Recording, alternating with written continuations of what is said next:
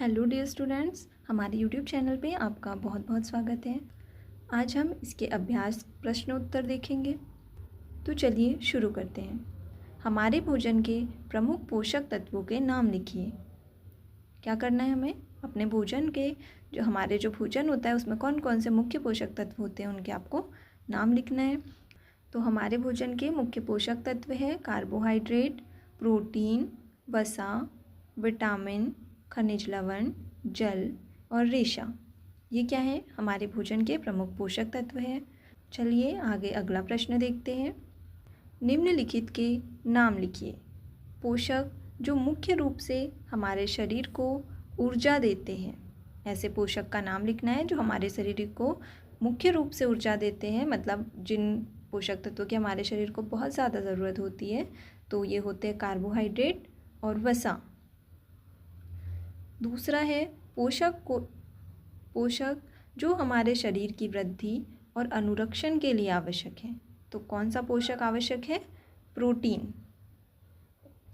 तीसरा प्रश्न, वह विटामिन जो हमारी अच्छी दृष्टि के लिए आवश्यक है। अच्छी दृष्टि के लिए कौन सा विटामिन होना चाहिए? Vitamin A. वह खनिज जो हड्डियों के लिए आवश्यक है। हड्डियों के लिए कौन सा खनिज आवश्यक होता है? कैल्शियम। हमारी हड्डियों को मजबूत करने के लिए हमारे लिए कैल्शियम की मात्रा हमारे भोजन में होनी चाहिए। ये आगे बढ़ते हैं।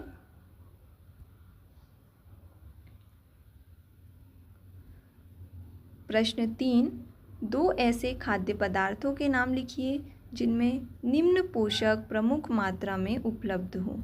आपको अब खाद्य पदार्थों के नाम लिखना है। आपको नीचे कुछ पोषक तत्व दिए हुए हैं, तो आपको बताना है कि किन खाद्य पदार्थों में यह पोषक तत्व होते हैं। पहला है आपका वसा। वसा किस में होता है? घी और तेल में। मांस, मटन, चिकन। आहार रेशा, फल, हरी सब्जियां। प्रोटीन, दालें और अंडा। अगले प्रश्न पर आते हैं। प्रश्न नंबर 4, इनमें से सही कथन को अंकित कीजिए। पहला है, केवल चावल खाने से हम अपने शरीर की पोषण आवश्यकताओं को पूरा कर सकते हैं। तो नहीं, ये होगा हमारा गलत। हम अकेले चावल से ही अपने शरीर को पोषण नहीं दे सकते हैं। दूसरा, संतुलित आहार खाकर अपचयन रोगों की रोकथाम की जा सकती है। तो सही, संतुलित आहार अगर हम खाएंगे तो हमारे शरीर में कोई रोग नहीं हो पाएंगे। शरीर के लिए संतुलित आहार में नाना प्रकार के खाद्य पदार्थ होना चाहिए। सही, हमारे जो शरीर का संतुलित आहार है उसमें अनेक प्रकार के खाद्य पदार्थ होने चाहिए। अगला है, शरीर को सभी पोषक तत्व उपलब्ध कराने के लिए केवल मांस पर्याप्त है। तो ये है गलत। पोषक तत्व के लिए केवल मांस नहीं खाया जाता, इसके लिए हमें संतुलित आहार की ज़रूरत होती है।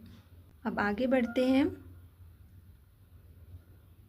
प्रश्न क्रमांक 5, रिक्त स्थानों की पूर्ति कीजिए। इसमें है हमारा खालिस्तान विटामिन डी के अभाव से होता है। विटामिन डी के अभाव से क्या होता है?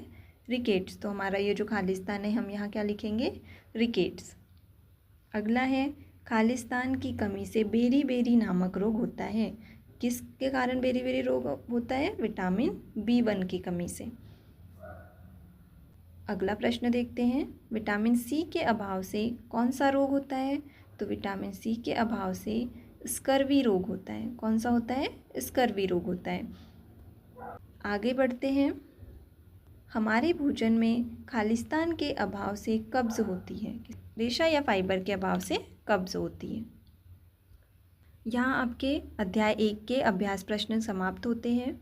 हम अगली क्लास में अध्याय 2 को पढ़ेंगे। अगर आपको यह वीडियो पसंद आई है तो जल्दी से चैनल को सब्सक्राइब कर दीजिए। अगर इस अध्याय से रिलेटेड आपको कोई भी डाउट है तो आप कमेंट करके बता सकते हो। अब मिलेंगे नेक्स्ट वीडियो में, तब तक के लिए थैंक यू।